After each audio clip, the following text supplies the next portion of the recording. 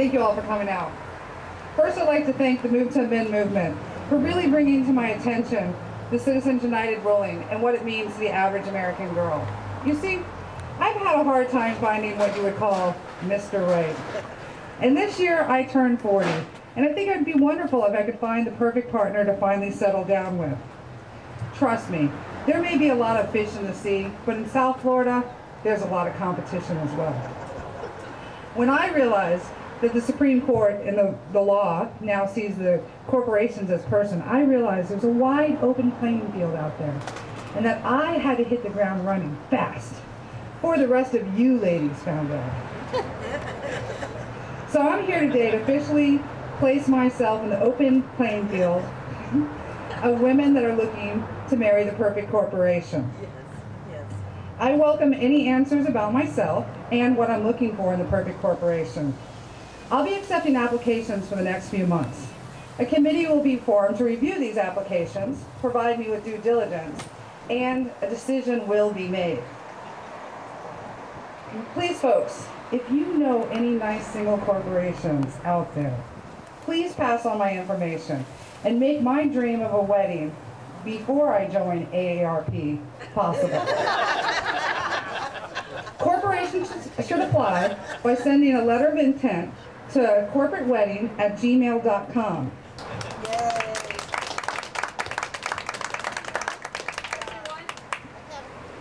Ms. Steiner, don't you think by marrying a corporation, you're missing out on the benefits of being with a real live human being? At first I thought so, but the risk mitigation provided through a strategic partnership far outweighs the incremental benefits provided through a human-on-human structured merger. For instance, with a human you have to worry about outliving your partner. If I choose wisely, I could find a partner that could continue to realize revenues for hundreds of years. Did you think about asking Mr. Scalia and Mr. Thomas, who are so close to their friends, to introduce one to you? Oh, well, I am considering asking them to officiate in the wedding. I think it would be very nice.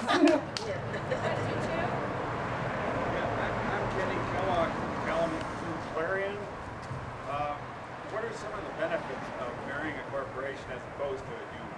Well, Repeat the question. there won't be any toothpaste lids left off, no toilet seats left up, no annoying best friends, and no obnoxious, badly trained pets. There'll be no odor of fishing after long fishing trips, or tying up my living room on Sunday with football, and no beer stains on my floor. And although I can't put my head on his shoulder at the end of a long day, the lack of the physical body does provide me with a lot of benefits. There'll be no STDs, no unwanted pregnancies, no overactive flatulence, and no having to fake the big, oh. Question 3. Do you think corporations can remain monogamous? Well, I intend for this to be an open marriage. I don't care if my future partner has other partnerships, as long as they meet my needs. And when I long for the smell of oil, beer, and Drakkar, I can slither into any bar in South Florida and remind myself how bad the options out there really are. Question 4. Hi. Question 4. You said there will be a ranking system. What sort of things will your team be looking for when selecting the best partner for you? Well, Can you reread the question? It's hard to hear. and I'm looking for a partner that has good family values. So, of course, any exploitation of children or women would be downside. Adequate maternity leave would be very, very important to me, and I'll be also looking for my prospects and how they've treated other partners in the past. We'll be reviewing their history of acquisitions and mergers. And I'd like to find a partner with no oil under their fingernails, if you know what I mean. A company that uses fossil fuels is really kind of old-fashioned for me. Question 6. Ms. Steiner, do you have any specific wants or needs? Did you reread the question? He's asking about my specific wants and needs. I want a corporation that's going to respect my green values, and like any red-hot American girl just past her sexual prime, will consider the sexy factor. Power is a major turn-on. Participation in coups, not so much. Question 7. Yes. Steiner, Justin Stevens said in his dissent opinion that of the Citizens United that corporations have no conscience, no beliefs, no feelings, no thoughts, and no desires. Now, do you believe he is right? Is it true that corporations are without feelings? AT&T is currently claiming that corporations can be embarrassed, humiliated, and shamed. But I don't think that'll be a problem for me. I believe, as every woman does, that I can change my partner. Isn't that what marriage is all about? I could create, through my dedication and love, the first corporation with a heart. I could make history by creating a caring corporation. Question 8. Yeah. Who's going to give the bride away? Well, technically, the Supreme Court already gave us all away. But I've asked a very close friend, Dave Nemi, and my roommate, Javier, to give me away. Question 9. 9. It sounds like you're in this just for money. Oh, no. I'm interested in power. Corporations have power. They have the power to use their money any way they want. Since they have more money than humans, they can shout louder. That means they now have the most influence in our political elections. I want to have that power too. They can use their vast wealth to make politicians. Shall we say, grateful? Grateful politicians vote the way you want them to. I think this marriage will give me a voice that my elected officials will finally listen to. Corporations can even overrule state and local laws. A regular person has far less power than a corporation, but my marriage should cure that, at least for me. Number 10. Does the age of your future husband matter? No, corporations can live forever. Imagine a mate that has no worry of getting old, and if my corporate mate should tarnish their reputation, they could just rebrand and rename themselves. I'm sure I could be recreated too. You had a question? Well, I'm open to either sex, transgender or bi. Corporations who prefer to play both sides of Wall Street. Question 12.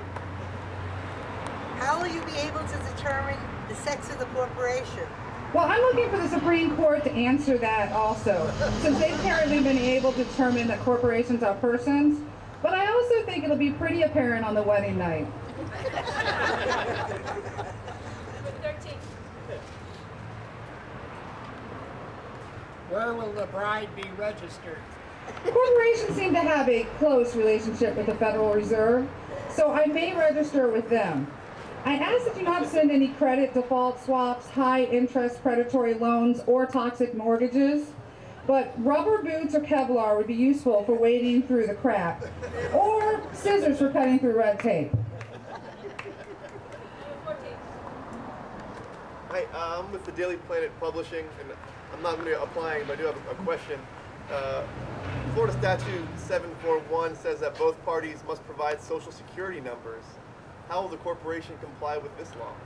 Well, it also states that any other available identification numbers can be used. So the corporation should be able to provide EIN or a tax ID number. Yeah, I'm wondering, do you think corporations are more important than people? Just my corporation. Corporation, the Supreme Court said that corporations that money equals free speech. Do you think that marriage is also free speech? Well, the central proposition that has inspired this wedding, the Supreme Court ruling upholding the belief that corporations are people with certain super unalienable rights. So it follows, if a corporation is a person with rights, they should have equal rights to marry a human. The Move to Amend and Green Party position is that corporations are not persons, and that money is not speech.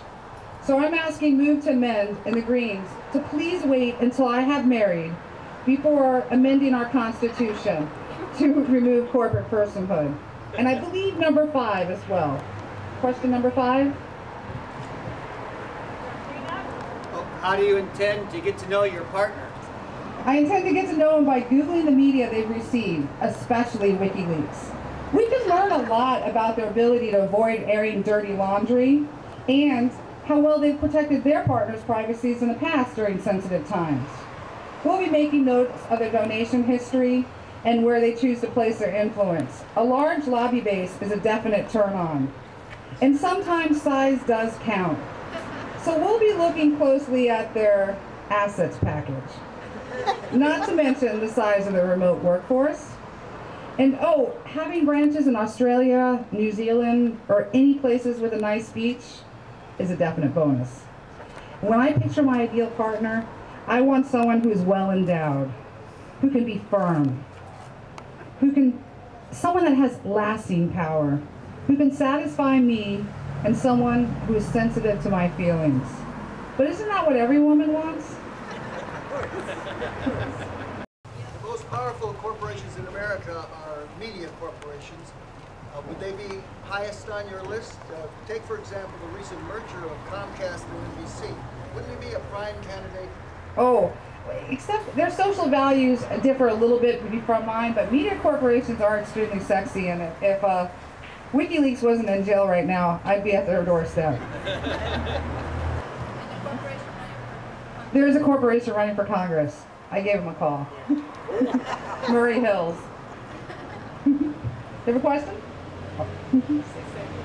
So I think that's it. Do you want to give some time for the people to mingle and get to know everybody? And I want to thank everybody for coming out. A toast to the bride. Oh! Yeah.